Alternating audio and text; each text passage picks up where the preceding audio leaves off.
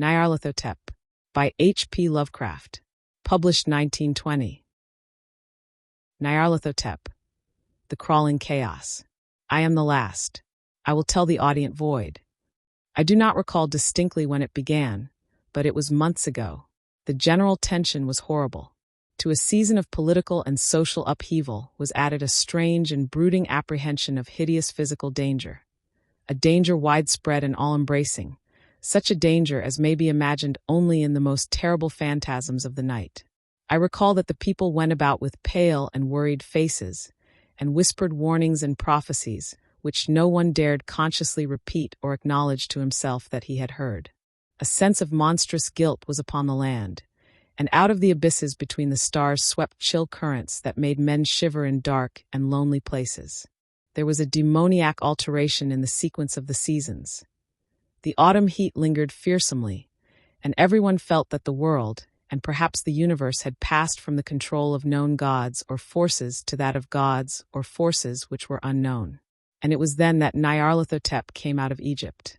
Who he was, none could tell, but he was of the old native blood and looked like a pharaoh. The fellaheen knelt when they saw him, yet could not say why. He said he had risen up out of the blackness of 27 centuries, and that he had heard messages from places not on this planet. Into the lands of civilization came Nyarlathotep, swarthy, slender, and sinister, always buying strange instruments of glass and metal and combining them into instruments yet stranger. He spoke much of the sciences, of electricity and psychology, and gave exhibitions of power which sent his spectators away speechless, yet which swelled his fame to exceeding magnitude. Men advised one another to see Nyarlathotep, and shuddered. And where Nyarlathotep went, rest vanished, for the small hours were rent with the screams of nightmare. Never before had the screams of nightmare been such a public problem. Now the wise men almost wished they could forbid sleep in the small hours, that the shrieks of cities might less horribly disturb the pale, pitying moon as it glimmered on green waters gliding under bridges, and old steeples crumbling against a sickly sky. I remember when Nyarlathotep came to my city, the great, the old, the terrible city of unnumbered crimes. My friend had told me of him, and of the impelling fascination and allurement of his revelations, and I burned with eagerness to explore his uttermost mysteries.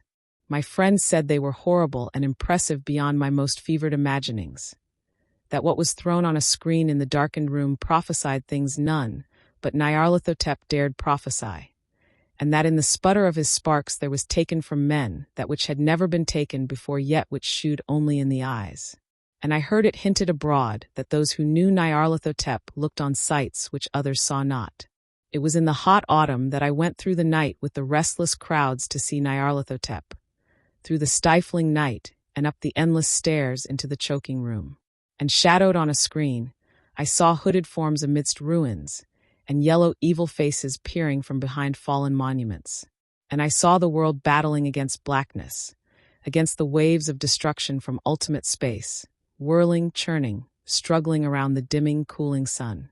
Then the sparks played amazingly around the heads of the spectators, and hair stood up on end whilst shadows more grotesque than I can tell came out and squatted on the heads. And when I, who was colder and more scientific than the rest, mumbled a trembling protest about imposture and static electricity, Nyarlathotep drave us all out, down the dizzy stairs into the damp, hot, deserted midnight streets. I screamed aloud that I was not afraid, that I never could be afraid, and others screamed with me for solace. We swore to one another that the city was exactly the same and still alive. And when the electric lights began to fade, we cursed the company over and over again, and laughed at the queer faces we made. I believe we felt something coming down from the greenish moon, for when we began to depend on its light, we drifted into curious involuntary formations, and seemed to know our destinations though we dared not think of them. Once we looked at the pavement and found the blocks loose and displaced by grass, with scarce a line of rusted metal to shew where the tramways had run. And again we saw a tramcar, lone, windowless, dilapidated, and almost on its side. When we gazed around the horizon, we could not find the third tower by the river, and noticed that the silhouette of the second tower was ragged at the top. Then we split up into narrow columns, each of which seemed drawn in a different direction. One disappeared in a narrow alley to the left, leaving only the echo of a shocking moan. Another filed down a weed-choked subway entrance, howling with a laughter that was mad. My own column was sucked toward the open country, and presently felt a chill which was not of the hot autumn. For as we stalked out on the dark moor, we beheld around us the hellish moon glitter of evil snows. Trackless, inexplicable snows, swept asunder in one direction only, where lay a gulf all the blacker for its glittering walls. The column seemed very thin indeed as it plodded dreamily into the gulf. I lingered behind, for the black rift in the green-litten snow was frightful, and I thought I had heard the reverberations of a disquieting wail as my companions vanished, but my power to linger was slight. As if beckoned by those who had gone before, I half floated between the titanic snowdrifts, quivering and afraid, into the sightless vortex of the unimaginable. Screamingly sentient, dumbly delirious, only the gods that were can tell. A sickened, sensitive shadow writhing in hands that are not hands, and whirled blindly past ghastly midnights of rotting creation, corpses of dead worlds with sores that were cities, charnel winds that brush the pallid stars and make them flicker low. Beyond the world's vague ghosts of monstrous things, half-seen columns of unsanctified temples that rest on nameless rocks beneath space and reach up to dizzy vacua above the spheres of light and darkness.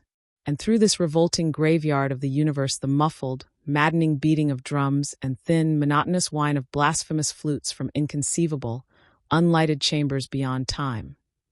The detestable pounding and piping whereunto dance slowly, awkwardly, and absurdly the gigantic, tenebrous ultimate gods, the blind, voiceless, mindless gargoyles whose soul is Nyarlathotep.